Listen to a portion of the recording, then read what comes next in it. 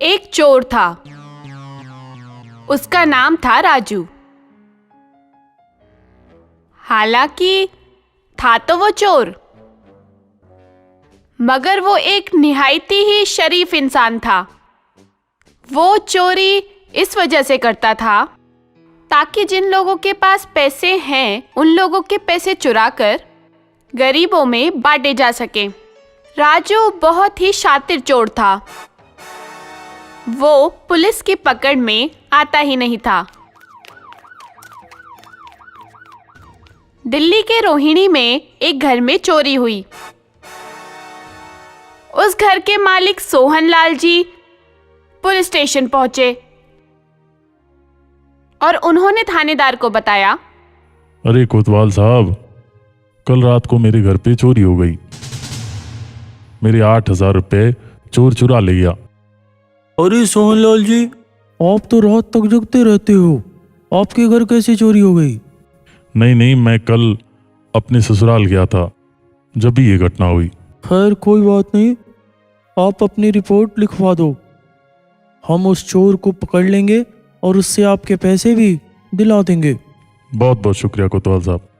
यार पता करो ये नया चोर कौन आया है। इस एरिया के जितने भी चोर हैं उनका तो हमें पता है, ये नया कौन आया है जो हमारी पकड़ में ही नहीं आ रहा? सर, वो कहीं रामनगर वाला खेमू तो नहीं? अरे नहीं, वो नहीं, पता लगाओ ये दूसरा है कौन। इस तरह से उस पूरे इलाके में सनसनी फैल गई थी। अगले दिन फिर मिश्रा जी के घर में चोरी हो गई। मिश्रा जी के घर से तो 1 लाख रुपए की चोरी हुई। मिश्रा जी भी थाने गए और रिपोर्ट लिखाकर वापस आ गए।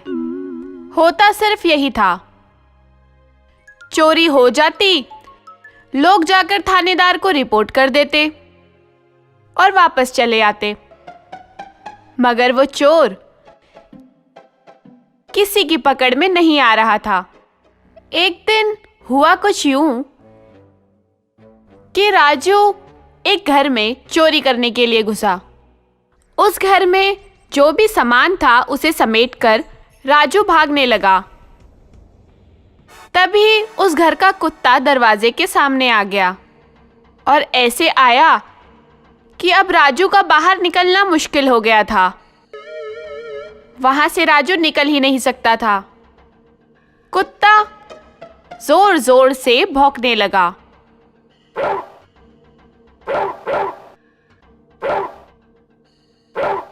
राजू जैसे ही आगे बढ़ने की कोशिश करता, कुत्ता भी आगे बढ़कर काटने को तैयार हो जाता। राजू की मुश्किल बढ़ गई। इतने में मोहल्ले वाले भी जाग गए और उन लोगों ने राजू को पकड़ लिया। राजू को पकड़ने के बाद मोहल्ले वालों ने पुलिस को फोन किया। पुलिस को फोन करने के बाद जब पुलिस आई, इतने में वहां भीड़ बहुत ज्यादा इकट्ठा हो गई। इतने में एक औरत बोली,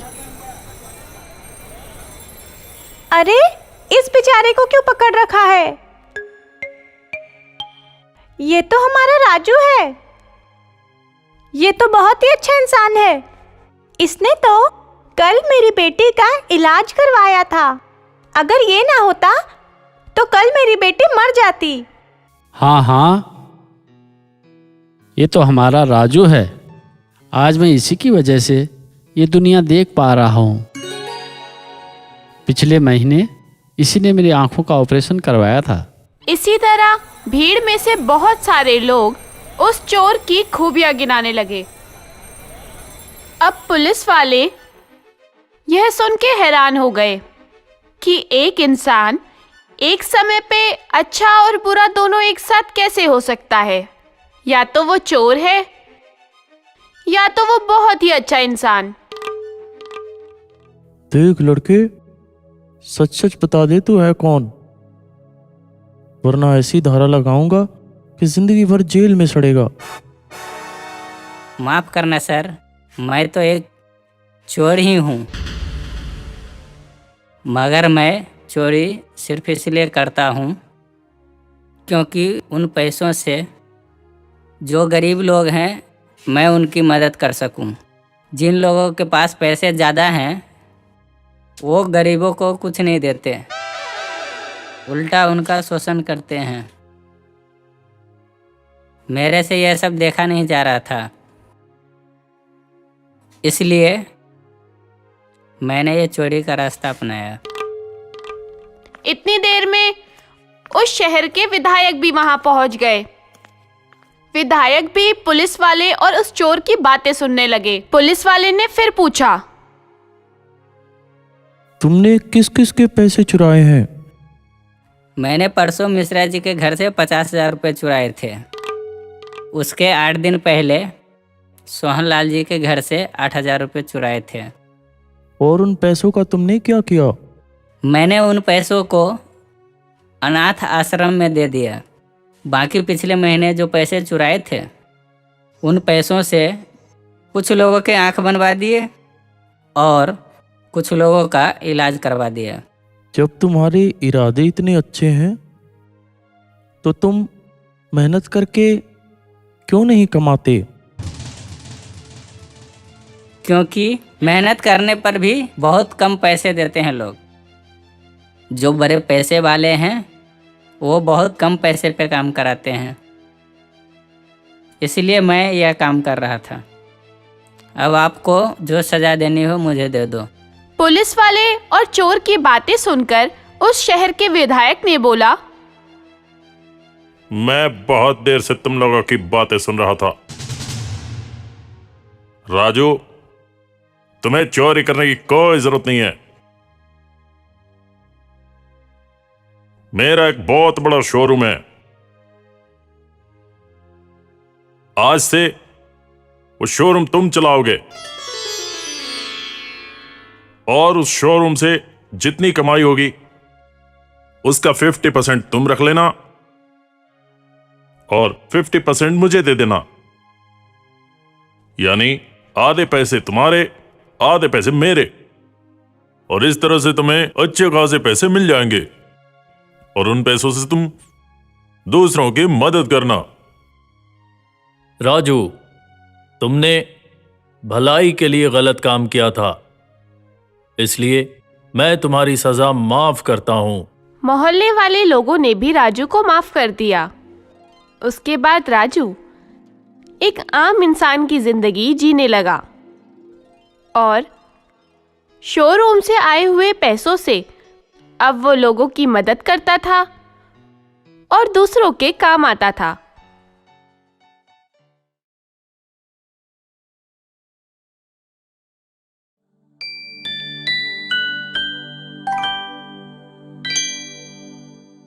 सीतापुर गांव में 4 दोस्त रहते थे, रमेश, महेश, सुरेश और मोहन।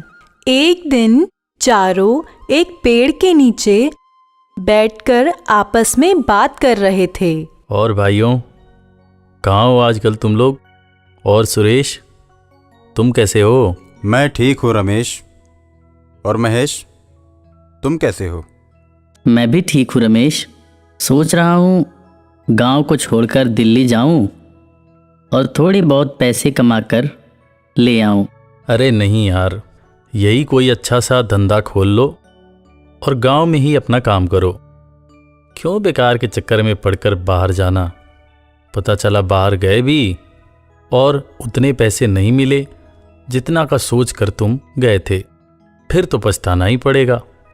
तुम बिल्कुल ठीक कह रहे हो रमेश, मगर हमारे गांव में इतनी सुविधाएं तो है नहीं जो हम अच्छा सा काम कर सकें।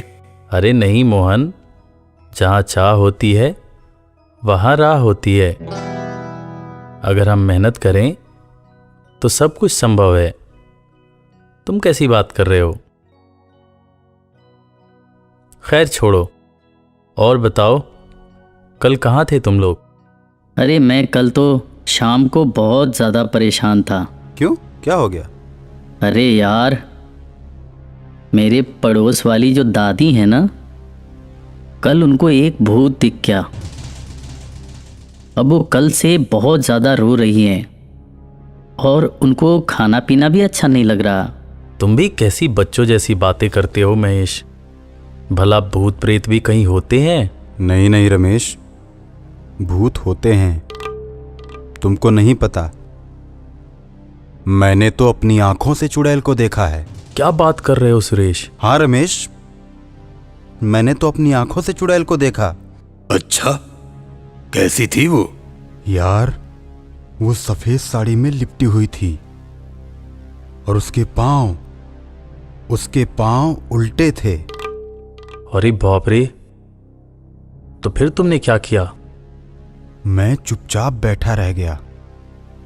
ये तब की बात है जब मैं अपनी बुआ के घर जा रहा था। तभी हमारी गाड़ी के सामने से वो चुड़ैल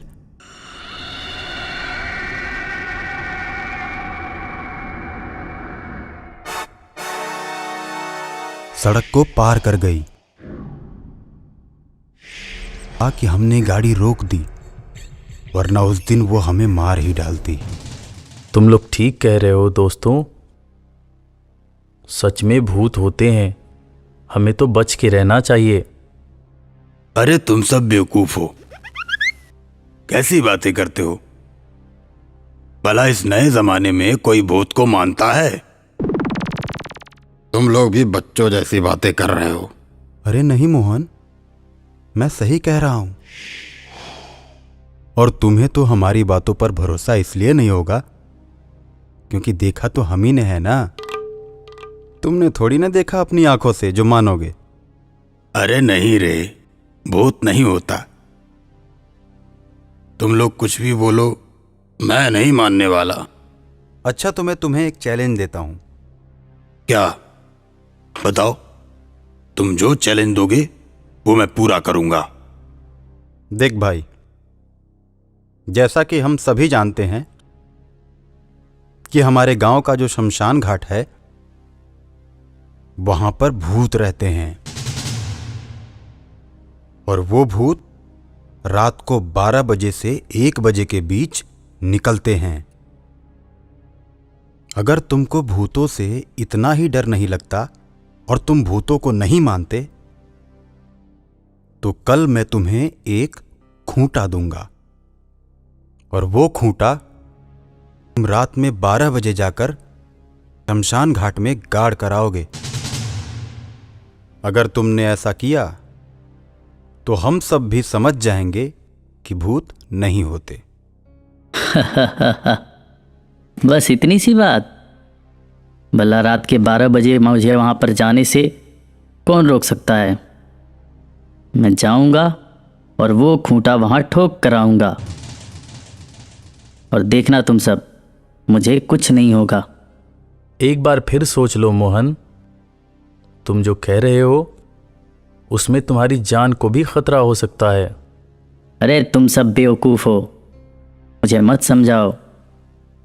मैं जाऊँगा और वो खूंटा वहाँ डाल कर आऊँगा, ताकि तुम्हारे साथ साथ अपने गांव में जितने भी गधे हैं, जितने भी अकल के अंधे हैं, जो भूत प्रेत को मानते हैं, उनकी आंखों के आगे से पर्दा हट जाए और उन्हें ये समझ में आ जाए कि कोई भूत नहीं होता। अच्छा बेटा, तुम जाओ, बात तो अब हमारी कल होगी। ठीक है मोहन। इतना कहकर वो सब अपने अपने घर चले गए। शाम को रमेश ने मोहन को एक खोटा और एक हथौड़ा लाकर दिया और देते हुए बोला, मोहन, हम तीनों गांव के बाहर बैठकर रात को तुम्हारा इंतज़ार करेंगे। तुम रात के 12 बजे घर से बाहर जाओगे और ये खूंटा स्मशान घाट में ठोक कर आओगे। अरे मोहन की जुबान पत्थर की लकीर है मेरे दोस्त, मैं अपने वादे से नहीं मुकर सकता। आज रात 12 बजे मैं शमशान घाट में जरूर जाऊंगा और वहां पर यह खूंटा जरूर ठोक के आऊंगा। ठीक है मोहन, जाओ। 9, 10, 11 और 12। रात के 12 बजे मोहन ने एक हाथ में हथौड़ा लिया और दूसरे हाथ में खूंटा। मोहन धीरे धीरे चलते हुए गांव के कोने पर पहुंच गया। वहां पर रमेश, सुरेश और महेश मोहन की राह देख रहे थे।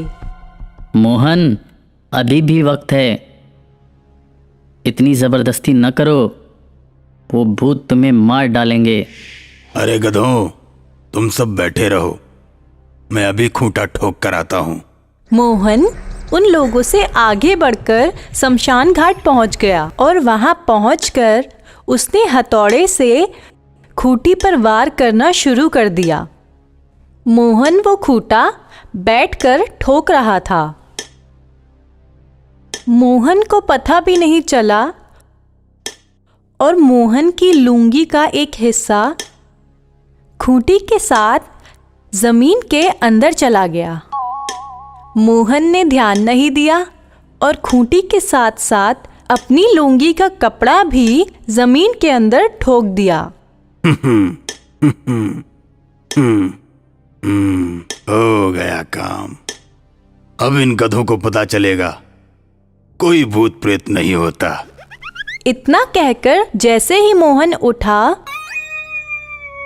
चूंकि उसके लुंगी का कपड़ा खोटे के साथ जमीन में गड़ा हुआ था, वो पीछे हट नहीं पाया और जैसे ही उसको लगा उसका कपड़ा कोई नीचे पकड़कर खींच रहा है, वो मारे डरकर चिल्लाने लगा, अरे मुझे बचाओ, मुझे बचाओ, मुझे बचाओ, बचाओ। उसने अपनी लुंगी वहीं छोड़ दी और दौड़ता चिल्लाता हुआ अपने गांव में वापस आ गया। गांव में आने पे सारे लोग जग गए और सभी ने बोला, देखा, हमने तो बोला था ना, भूत होते हैं। अरे हाँ हाँ, तुम सब बिल्कुल ठीक कह रहे हो। मेरी तो जान ही निकल गई। उसने तो मेरा कपड़ा पकड़कर खींचना ही शुरू कर दिया था।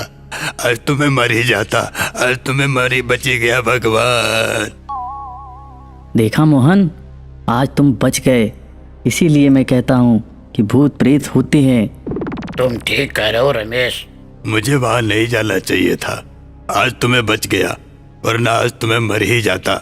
खैर, सारे गांव वाले सो गए। अगले दिन उजाला होने पर जब लोगों ने शमशान घाट में जाकर देखा, तो वहां पे खूंटे के साथ दरअसल मोहन ने अपनी लुंगी का कपड़ा भी जमीन के अंदर गाड़ दिया था और इसी वजह से उसको वहां पर भूत के होने का भ्रम हुआ और वो चिल्लाता हुआ अपने घर आया। फिर सारे गांव वाले हंसने लगे और सब आपस में बात करने लगे कि मोहन ने बेवकूफ़ी की वजह से, नासमझी की वजह से भूत का शोर मचाना शुरू कर दिया।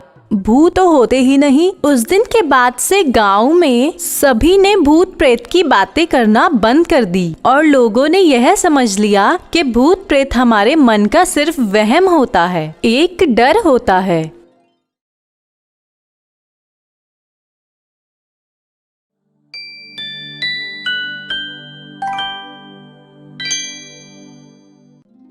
मोहन और सोहन दो दोस्त थे। दोनों का कपड़े धोने का काम था। मोहन के पास भी 2 गधे थे और सोहन के पास भी 2 गधे थे। दोनों उन गधों पे लाद कर कपड़े ले जाते और तालाब से धोकर गांव में लोगों को दे आते, जिसके बदले में उन लोगों को पैसे मिल जाते और उन दोनों की जिंदगी बहुत अच्छे से बीत रही थी। मोहन के पास जो 2 गधे थे, उनमें एक गधा बहुत ही ज्यादा खाता था। वो गधा बहुत सारा अनाज खा जाता था।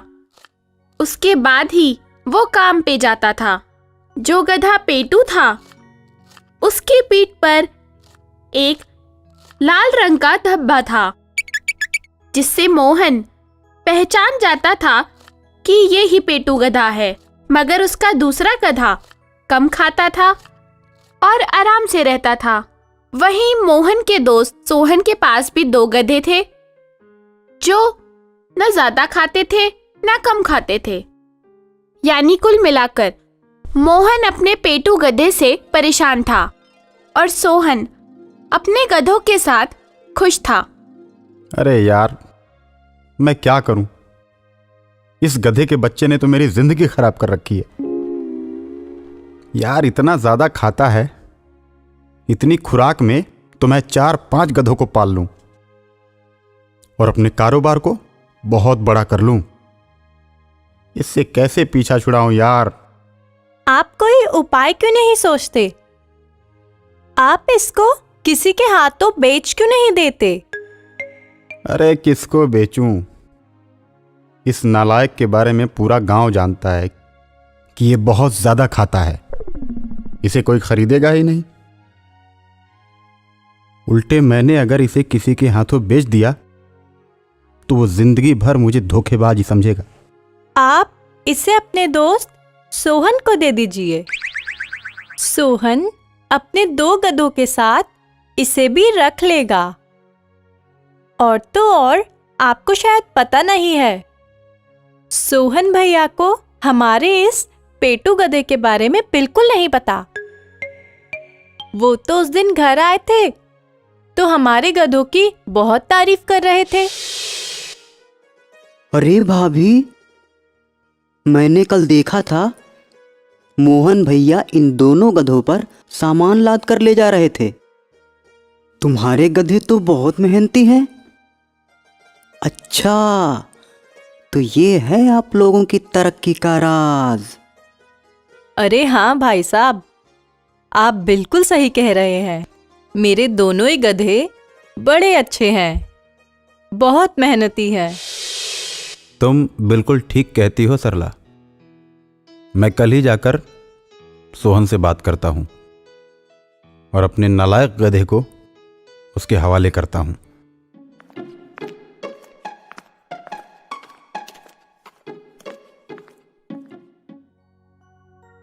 अरे राम राम भाई सोहन। अरे राम राम भाई, राम राम। कैसे हो मोहन भाई? मैं तो बिल्कुल ठीक हूं सोहन, तुम कैसे हो? मैं तो बिल्कुल ठीक हूं। और कैसे आना हुआ? अरे सोहन, मेरे पास आजकल काम थोड़ा कम हो गया है, इसलिए मैं चाहता था कि मेरे एक गधे को तुम ले लो। मैं पैसों में थोड़ा कम ज़्यादा करके तुम्हें दे दूंगा। हालांकि मैं सोच रहा था कि अपने गधे को किसी और को बेच दूं, मगर तुम्हारी भाभी सरला ने मुझे बताया कि दूसरे को देने से ज़्यादा अच्छा है कि अपने ही किसी दोस्त को दे दो। इसलिए मैं तुम्हारे पास आया हूं। हाँ ठीक है मोहन भैया, मैं तुम्हारा गधा खरीद लूंगा। लेकिन ये वो गधा तो नहीं है जो बहुत ज्यादा खाता है? मैंने उस गधे के बारे में सुना है किसी से, जो तुम्हारे पास गधा है वो बहुत ज्यादा खाता है। अरे नहीं मोहन, कैसी बात करते हो तुम? मैं तो तुम्हें अपना भाई मानता हूं। भला मैं तुम्हारे साथ ऐसा धोखा करूंगा? छी, तुम कैसी बात कर रहे हो? ठीक है, ये लो अपने 10,000 रुपए और छोड़ जाओ अपना गधा मेरे पास। वो गधा मोहन सोहन को दे आता है। अगले दिन जब सोहन उस पर सामान लाद कर जाने का प्रयास करता है तो ये क्या, वो गधा तो आगे ही नहीं बढ़ रहा था। हे, बढ़ आगे, बढ़। अरे ये तो आगे ही नहीं बढ़ रहा। बढ़, ओ बढ़ जाओ,